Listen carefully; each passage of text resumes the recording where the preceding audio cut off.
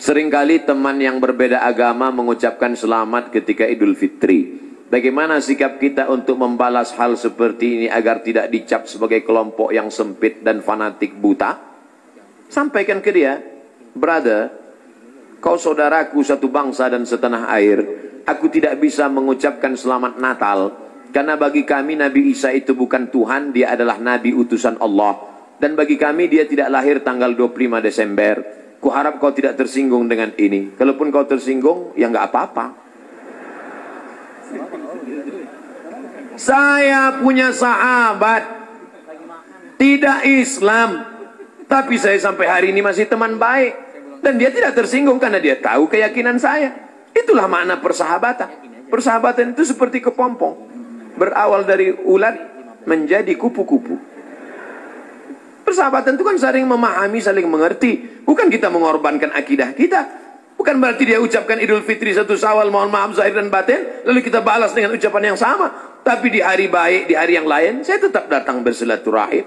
Saya tetap datang berkunjung ke rumahnya. Dia beri saya minuman kaleng. Dia tahu dalam akidah saya, makan bekas makanan yang tidak halal tidak boleh. Dia kasih saya kue kotak, dia kasih saya minuman kaleng. Kami saling menjaga sampai hari ini. Bukan berarti saya tidak punya kawan beda agama. Semoga Ustadz selalu sehat, amin. Diberkahi, amin. Dirahmati, amin. Mohon motivasi, insya Allah. Pemuda yang berhijrah terkadang merasa putus asa karena selalu teringat dosa di masa lalu. Kalau kau masih ingat dosa, alhamdulillah. Yang khawatir justru kau nggak ingat dosa. Setelah hijrah kau merasa sudah menjadi penghuni surga, yang lain masuk neraka. Setelah hijrah, bapaknya masuk neraka, emaknya masuk neraka. Yang masuk surga cuma dia, istrinya, sama gurunya. Di kaplingnya surga itu. Memang dia panitia akhirat. Orang yang diterima taubatnya ketika dia mengenang dosa-dosanya di masa lalu, maka hatinya hancur lebur, air mata tak tertahan menetes. Itu orang yang taubat nasuha. Ini sekarang punya banyak juga yang hijrah ini. Ustadz, saya ini dulu nakal. Kartu kuning sudah datang. Banyak juga saya ketemu orang yang sudah hijrah taubat. Apa kata dia? Ustadz, saya ini semua minuman sudah saya minum. Semua perempuan sudah saya rasa. Dari Afrika sampai Eropa. Ente taubat apa bangga? Dosa kok bangga? Ini yang taubatnya diterima Allah SWT. Rasa takut kepada Allah. Apa tujuan puasa 30 hari? Ya ayyuhalladzina amanu kutiba alaikumusyamu kama kutiba alal ladzina min qablikum la'allakum takut. Baik engkau saudaraku, engkau sudah punya rasa takut dalam hati. Dengan bekal takut inilah engkau akan masuk ke dalam surga Allah Subhanahu wa taala. Ada orang minta jasadnya dibakar, abunya di laut, dihanyutkan. Kenapa? Karena dia takut sebelum zaman Nabi Muhammad SAW. Karena dia takut kepada Allah. Kata Allah SWT, karena dia takut kepada aku, masukkan dia ke dalam surga aku. Makanya di antara doa, Allahumma qasim lana min khasyatika ma tahulu bainana wa baina ma'asik. Tanamkan rasa takut ke dalam hati kami. Sehingga dengan rasa takut itu kami tidak jadi melakukan perbuatan dosa. Pak Ustadz, tadi saya ke mall. Terus, tiba-tiba datang cewek ngasih nomor. Dia ngajak saya jalan. Terus, tiba-tiba datang rasa takut saya Pak Ustadz. Akhirnya saya nggak jadi jalan. Takut sama siapa? Sama suaminya.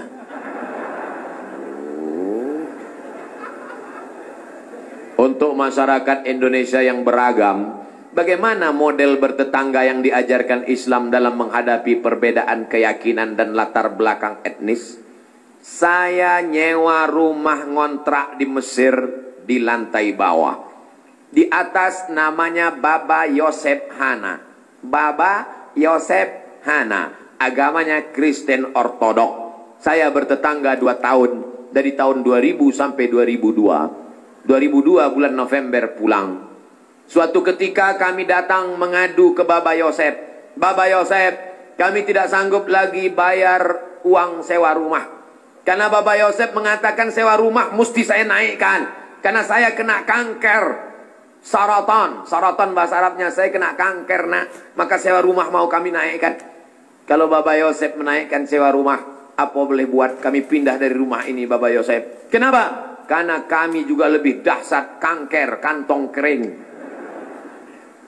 Tahun 98, 99, 2000 krisis moneter. Apa kata Bapak Yosef? Kalian jangan pindah, tetaplah di rumah ini. Setiap acara Pak Dubes datang, Bapak Yosef kami undang makan bersama. Dan dia juga tetap baik dengan kami. Kami tahu kami berbeda, maka mengucapkan tidak assalamualaikum, tapi kalau ketemu sabahal khair, selamat pagi, sabahan nur, selamat siang, masa al khair, selamat petang, selamat malam. Kami saling menjaga. Apakah karena berbeda lalu kemudian kami berkumpul bersama? Ini tuan rumah beda agama, mari kita siapkan pisau dapur, kita bunuh dia malam-malam. Wala ana abidum ma'abattum wala antum abiduna ma'abud lakum dinukum waliyadin. Kami tetap bisa bekerja sama. Di Indonesia, tetangga dekat rumah saya non muslim, kami bertetangga, tidak pernah konflik sampai hari ini. Mereka saya khawatir yang ribut-ribut di internet ini yang nggak bertetangga malah ribut. Manusia gagal paham.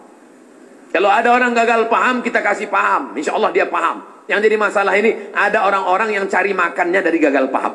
Kalau nggak gagal paham, nggak makan. Bahaya ini manusia. Mesti dibina. Kalau tidak bisa dibina, dibinasakan. Ustadz, ibu saya meninggal seminggu yang lalu. Ibu saya meninggal hari Jumat ini 11 Rajab setahun yang lalu. Sampai hari ini belum hilang sakitnya. Apalagi kalau seminggu yang lalu. Saya mohon doanya agar ibu saya ditempatkan di tempat terbaik di sisi Allah. Nanti di akhir majelis, bukan hanya ibu engkau saudaraku, ibu kita semua. Dulu, makin berjalan hari itu makin lama dia makin berkurang. Di antara yang menenangkan hati ini adalah banyak-banyak berkirim doa. Habis setiap solat, Allah maghfir laha warhamha wa'afiha wa'afu anha. Kalau kau sanggup baca sekhatam Quran, bacakan sekhatam. Tak sanggup sekhatam, baca Yasin. Tak sanggup Yasin, baca Fatihah. Fatihah tak juga sanggup, parah kali. Habis itu pula kalau kau ada duit gaji sedekah, belikan beras 10 kilo, sarden, ikan, kumpul, masukkan ke kresek, serahkan ke anak yatim. Sebutkan, ni anak yatim tolong doakan almarhumah ibu saya. Di mana dulu tempat dia solat, kau buka sajadah solat kau di situ. Menenangkan hati. Wasta'inu bis sabri wassalah. Mintalah tolong kepada Allah dengan sabar dan salat. Saya tahu. Man lam yadhuq lam ya'rif man lam yadhuq. Orang yang tak meninggal ibunya tak dapat dia merasakan bagaimana sakitnya kehilangan. Oleh sebab itu maka yang masih ada ibunya pulang dari sini, kau belikan makanan kesukaannya, datang ke rumahnya, cium tangannya, suapkan makanan, peluk dia, cium keningnya, senangkan hatinya. Hanya itu yang dapat membuat kau bahagia. Kalau kau ingin rezekimu seperti rezeki raja-raja, perlakukan ayah ibumu seperti raja. Insya Allah semua kesulitan hidupmu akan diberikan Allah kelapangan. Insya Allah. Amin. Ya Rabbal Alamin. Sebelumnya mohon maaf Ustadz, pertanyaan ini keluar dari materi hari ini. Belakangan ini saya lihat banyak perkumpulan orang-orang atau komunitas mengaku Islam modern atau Islam yang bersatu dengan budaya. Bagaimana cara kita memandangnya agar kita tidak disebut musyrik dan diterima di kalangan masyarakat sebagai pecinta budaya daerah? Ini pertanyaannya umum. Kalau mau nanya ke saya masalah hukum fikih, sebutkan secara spesifik satu contoh kasus. Karena kalau cerita masalah budaya, maka saya pecinta budaya. Peci ini agama atau budaya? Budaya. Mana ada hadis Nabi, sahabat, tabi'in, Imam Syafi'i pakai peci? Ini budaya. Saya pakai budaya ini sekarang. Maka kemana-mana saya mau menunjukkan budaya. Ketika di Maroko pun waktu sidang S3 saya pakai. Saya mau menunjukkan saya orang Indonesia. Saya pakai batik. Batik itu budaya? Budaya.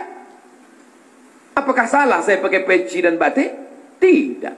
Ada juga orang mengatakan jangan pakai batik gambar burung, nggak boleh dibawa sholat. Kenapa? Karena dalam burung itu ada tai. Gimana ceritanya? Saya yang bodoh apa dia yang pintar? Selama budaya itu tidak mengandung unsur kemusyrikan, merusak akidah, maka ada syarat dan ketentuan berlaku. Wala ana abidum ma'abattum wala antum abiduna ma'abud lakum dinukum waliyadin. Karpet ini agama atau budaya? Budaya. Karpet ini budaya. Masjid Nabawi yang asli nggak ada karpetnya. Ini berapa kali budaya. Ini lagi membuat bunga-bunga. Ini budaya semua nih. Bunganya mati lagi. Oleh sebab itu maka bahkan masjid kita pun banyak budaya. Ini bangunan melengkung di tengah. Tiang melengkung di tengah disebut dengan kubah. Kubah itu budaya dari Bizantium, Romawi. Makanya bangunan-bangunan Romawi, coba tengok gereja-gereja ortodok di Moskow pakai kubah. Orang yang tidak ngerti dia tengok, loh kok ada masjid di Moskow? Padahal itu katedral. Bangunan itu adalah budaya Eropa, budaya Bizantium, budaya Romawi kuno. Diambil, maka tidak jadi masalah karena tidak terkait dengan akidah. Begitu juga dengan tiang menara masjid. Itu bukan agama, itu budaya. Karena dulu di Mesir ada namanya tiang tinggi tempat api di tepi laut. Supaya para nelayan kalau tengah malam jangan sampai kapalnya nabrak ke pantai. Maka disebutlah tempat itu mercusuar. Sehingga di tengah malam dia ngelihat. Waktu itu belum ada GPRS. Maka dia lihat, oh kita udah dekat di tepi pantai. Maka layar mesti diarahkan ke melawan angin. Supaya kapal tidak laju. Supaya tidak kencang. Lalu kemudian ketika orang Islam melihat ada menara tinggi, apinya dibuang, muazzinnya naik ke atas. Allahu Akbar, Allahu Akbar. Sekarang muazzinnya di bawah, mikrofonnya ke atas. Sound systemnya di atas. Sekarang nggak ada lagi kabel, wireless. Ini semuanya budaya. Selama budaya itu tidak merusak akidah, maka boleh. Yang nggak boleh itu budaya celana pendek. Kenapa? Karena melanggar syariat Islam. Nampak pangkal paha dan lutut. Tidak sah salat. Selama budaya tidak melanggar akidah, maka dia boleh dilaksanakan. Budaya itu apa Pak Ustaz? Hasil cipta karya karsa manusia yang tidak ada wahyu di dalamnya. Pak Ustaz, saya mau tanya kenapa hati saya selalu gelisah? Padahal saya sudah perbanyak istighfar. Tolong masukannya. Semoga Pak Ustaz selalu dilindungi Allah Subhanahu wa taala. Di mana letak gelisah itu? Di dada sebelah kiri. Nama tempatnya jantung. Tapi ada yang bilang hati Pak Ustaz. Kombinasikan aja dua. Jantung hatiku. Berdegup dan berdetak di sebelah kiri. Coba rasakan. Bagi yang tak merasakan, lapor ke panitia. Kain kapan sudah siap. Makanya kadang kita bangun tidur nggak ada angin, nggak ada hujan, risau, suntuk di dalam. Tapi begitu kita ambil wudhu, sholat, terasa dia seperti kopi yang habis diaduk, tiba-tiba bening. Ala bidzikrillahi tatmainnul qulub. Dengan banyak berzikir mengingat Allah, maka hati akan menjadi tenang. Ya muqallibal qulub, wahai engkau yang membolak-balikkan hati, tsabbit qalbi, kokohkan hatiku, ala dinik wa ala ta'atik. Apakah materi bisa menenangkan hati? Tidak. Materi hanya bisa menenangkan materi. Materi lambung. Lambung hanya bisa ditenangkan dengan materi. Apa dia? Nasi uduk, ayam penyet, ayam pop, ayam mati. Tapi non materi hanya bisa ditenangkan dengan agama. Makanya orang-orang ateis yang tidak beragama, hidupnya sempit. Kata Allah, ka'annama yas'adu fis sama, seperti terbang. Kita kalau naik pesawat, terbang, take off, itu dada terasa sempit. Begitulah orang yang tidak berserah diri kepada Allah, sempit. Akhirnya mereka mencari ketenangan kemana? Sabu-sabu, pil anjing gila, sakau, penjara, kalau ketangkap BNN, mati. Angka bunuh diri terbesar di dunia, bukan di Republik Indonesia, bukan di Asia, tapi justru di Eropa dan Amerika. Karena mereka meninggalkan agama. Stres, depresi, mobil mewah, tapi nggak bisa tidur malam. Jam 2 malam, stres, depresi. Makan obat tidur, tidur. Bangun tidur, stres lagi. Bangun tidur, tidur, mati. Sementara kita tenang. Begitu datang ke masjid, duduk, ngelihat muka ustadz, tidur. Panitia penutup, bangun. Fabi ayyi ala'i rabbikuma tukadziban. Nikmat tidur apalagi yang kau dustakan? Orang barat setengah mati makan pil tidur supaya bisa tidur. Nama penyakitnya insomnia. Orang kita baru ngelihat. Berikut ini mari kita dengarkan tausiah. Demikianlah tausiah ini saya sampaikan. Kurang apa lagi? Maka kalau ada teman di sebelah tidur, biarkan. Dia sedang mensyukuri nikmat Allah Subhanahu wa taala. Jadi Pak Ustadz jawabannya, perbanyak zikir. Siapa yang bersolawat 1 kali 1 hari 1000 kali, maka sebelum mati dia melihat tempatnya dalam surga. Siapa yang meriwayatkan itu? Ditulis oleh Syekh Ali Jum'ah, Mufti Mesir. Diriwayatkannya dari beberapa riwayat kitab-kitab sahih. Jadi kau berapa kali istighfarnya? Coba amalkan ini. 1 kali 1000 kali. 1 hari 1000 kali. Beli tasbih yang ujungnya ada 10, 100 kali betul. Allahumma sholli ala sayyidina Muhammad wa ala ali Muhammad. Allahumma sholli ala sayyidina Muhammad. Kadang-kadang belum sampai 200 kau udah tertidur. Bangun lagi, sambung lagi. Allahumma sholli ala sayyidina. Malu bawa tasbih, pakai tasbih digital yang pencet itu. Allahumma sholli ala sayyidina. Allahumma sholli ala sayyidina. Tapi pelan-pelan. Kadang ada yang pakai tasbih itu. Allahumma sholli ala sayyidina. Macam makan bakwan kepanasan.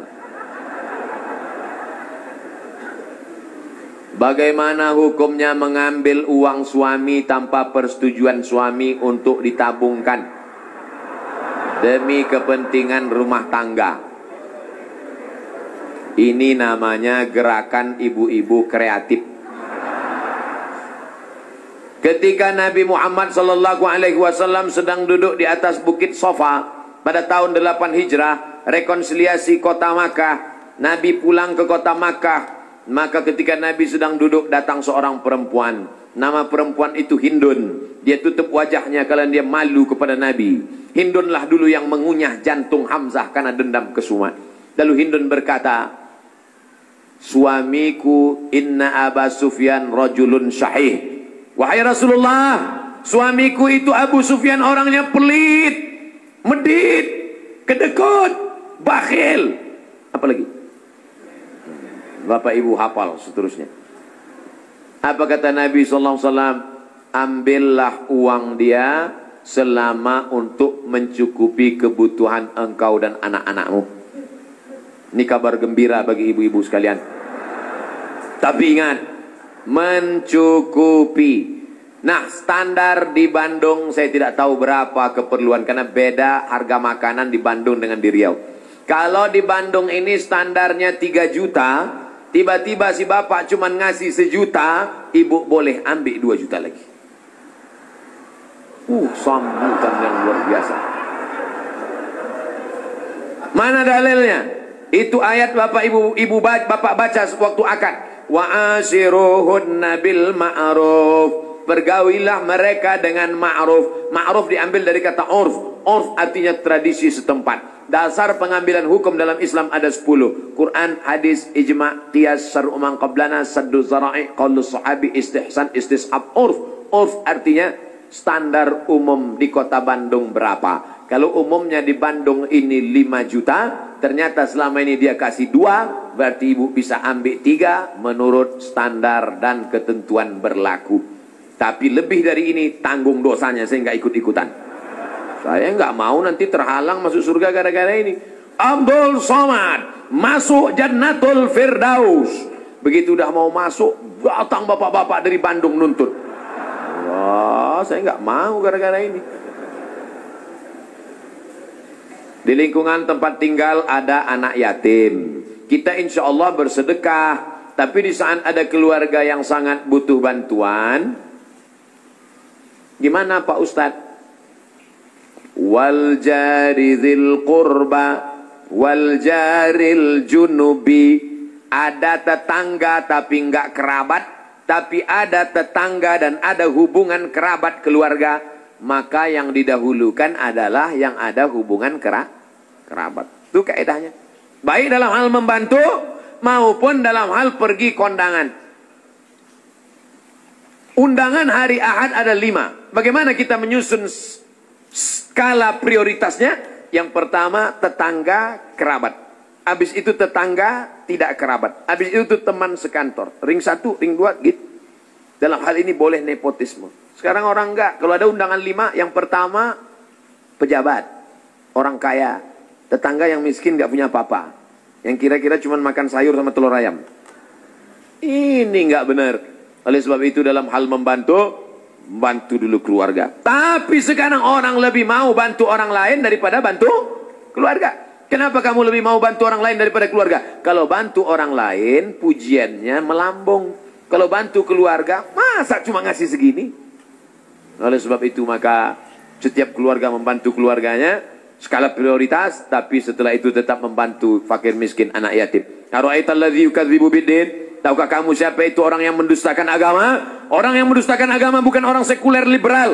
Orang mendustakan agama adalah fadzalikal ladzi yad'ul yatim, menyanyiakan anak yatim, wala yahuddu ala ta'amil miskin, membiarkan fakir miskin. Wa fawailul lil musallin, lalai dalam salat. Alladzina hum an salatihim sahun, alladzina hum yura'un, riya, wa yamna'unal ma'un, melarang orang berbuat baik, tolong menolong. 5 ini mudah-mudahan kita tidak termasuk dalam pendusta agama. Ustadz, tolong doakan muslim saudara kita di India. Itulah senjata kita terakhir. Kalau ada lembaga-lembaga yang terpercaya memberikan dana, maka kirimkan dana untuk membantu rumah mereka yang terbakar, saudara mereka yang terkapar, rumah mereka yang hancur, sumur bor, sekolah anak-anak pengungsi. Dulu Suriah, Palestina, Bosnia Herzegovina, Uighur, Rohingya. Coba perhatikan. Palestina, Bosnia Herzegovina dibantai oleh Slobodan Milosevic, Ali Izzet Begovic, Hanbis presidennya, matang Uighur, datang Rohingya, sekarang India. Walaupun berbeda-beda tempat, tapi substansi maknanya sama. Mengapa mereka disiksa? Pertama, karena mereka lahir dalam keadaan la ilaha illallah Muhammadur Rasulullah. Yang kedua, karena mereka minoritas. Gimana-mana kalau kita minoritas, habis kita dibantai. Tapi kalau kita mayoritas, maka kita selalu menjaga kedamaian, keselamatan. Karena kita adalah agama Islam. Islam berasal dari kata salam. Salam artinya damai. Maka insya Allah, kalau kita menjadi mayoritas, maka saudara-saudara kita yang minoritas akan terjaga dalam kedamaian.